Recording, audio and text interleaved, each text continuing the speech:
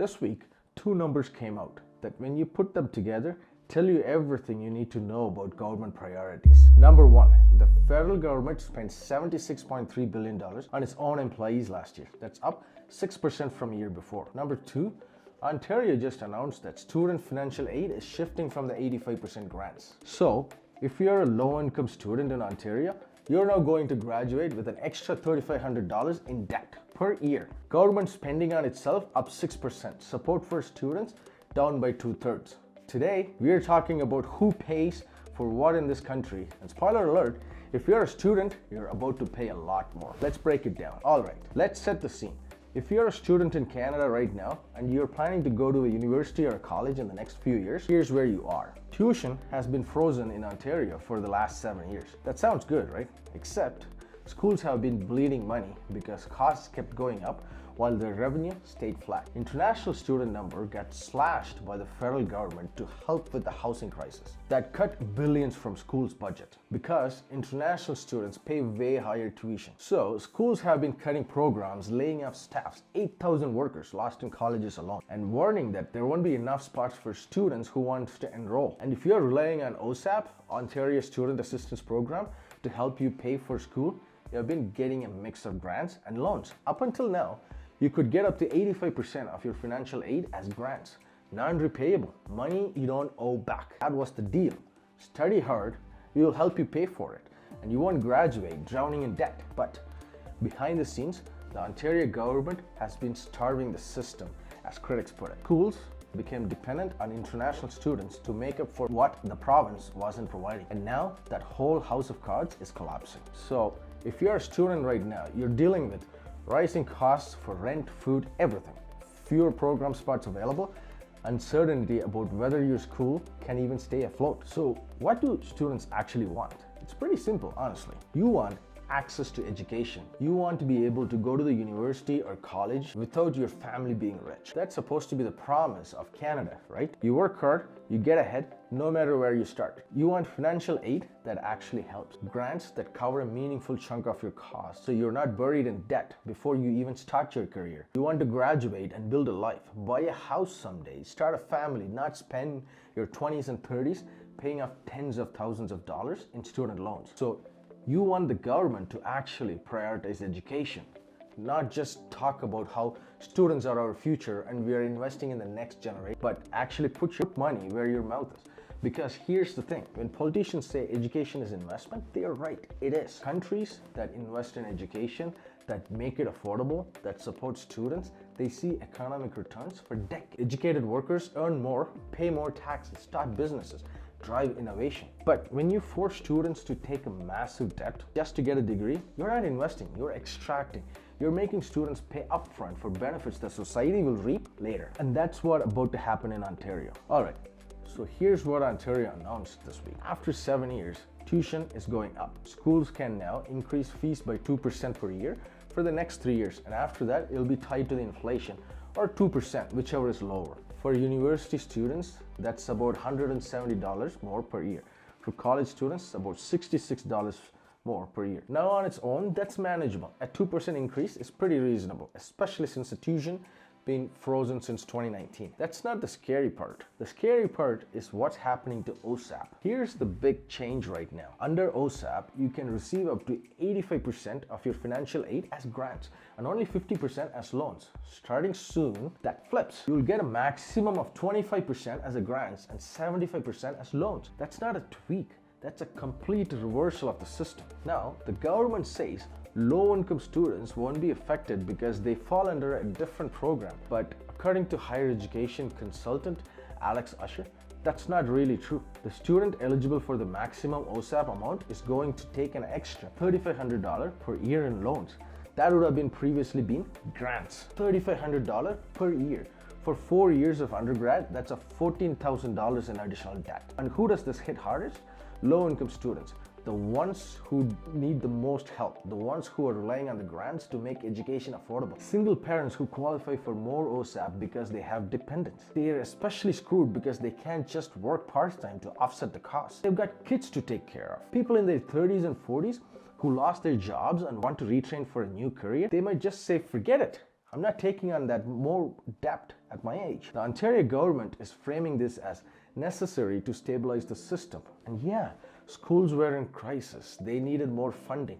And here's the thing, the government is giving schools $6.4 billion over 4 years. That's real money. That helps. But they're also downloading the cost onto students by cutting grants and increasing loans. So yes, schools are getting help, but students are paying for it. Now, some people are saying, okay, but the tuition increases are small and rents are actually dropping because of fewer international students.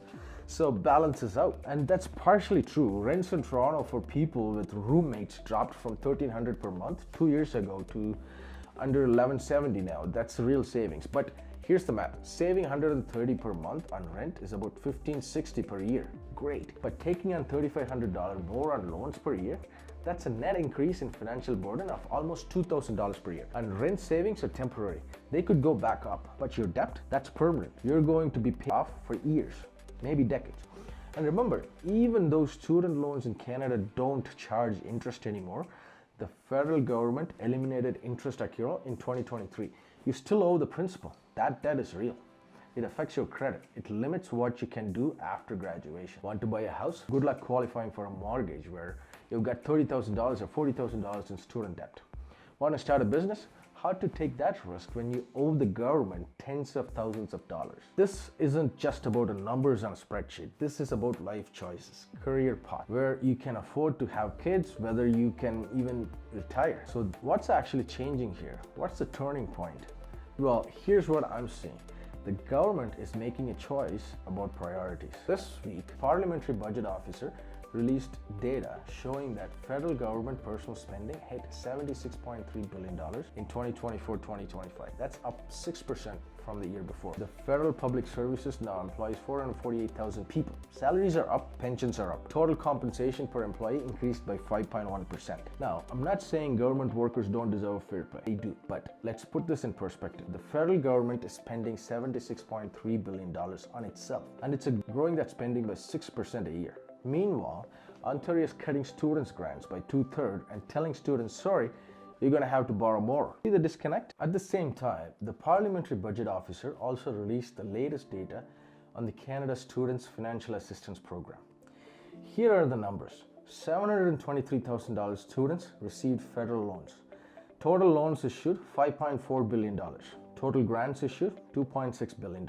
The federal student loan portfolio is $28.5 billion and growing. Here's the kicker. The federal government projects that by 2028-29, the student loan portfolio will hit the $34 billion legal limit, 7 years earlier than previously estimated. Why?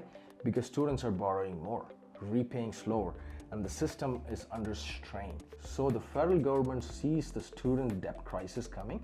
They know students are struggling. They know the loan portfolio is ballooning. And Ontario sees its schools in crisis. They know students need help, but instead of investing more in grants, money that doesn't have to be repaid, they're shifting to loans. They're not solving the problem. They're just moving the burden from the government to students. So here's where we are. If you're a student in Ontario right now, or if you're planning to go to school in the next few years, you're facing tuition increases, modest, but still increases. Way less grant money, way more loan money. Schools with fewer resources and fewer spots.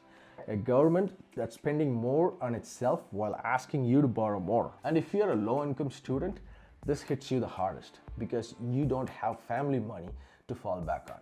You can't just work your way through your school. When tuition is $7,000 a year and rent is $1,000 a month, you need that grant money. And now you're getting a third of what you used to get. The result, more debt, more stress, more barriers to education. And for what? So the government can say it, stabilize the system while downloading the costs onto the people who can least afford it. Look, I get it. Schools need help. The system was broken. Something had to change. But there were other options. The government could have increased its own funding to schools like the $6.4 billion, but more. Kept grants at 85% instead of slashing them to 25%, raised taxes on high earners to pay for it, cutting spending elsewhere to prioritize education. Instead, they chose the path that protects government budgets and put the burden on students. And that tells you something about priorities. If you're a student watching this, I want you to know this isn't your fault. You didn't create this crisis. You didn't cause tuition to skyrocket or schools to become dependent on international students or the government to underfund education for years. You're just trying to get an education. You're trying to build a better life, and you're being asked to pay for policy failures that happened long before you even applied to school. That's not fair, and you don't have to pretend it is. But here's the thing. You're not powerless. You can vote. You can organize. You can demand better from the people who represents you. Education shouldn't be a luxury. It shouldn't require crushing debt. And governments that claim to care about young people need to prove it with actual funding, not just nice words. So stay informed, stay engaged, and don't let them tell you that this is how things have to be, because it's not. All right, that's it for this week. If this episode opened your eyes to what's really happening with Students' Aid in Ontario, hit that like button. And if you're a student or know a student who needs to understand this, share this video. Seriously, people need to know what's coming. Drop a comment. Are you a student dealing with this?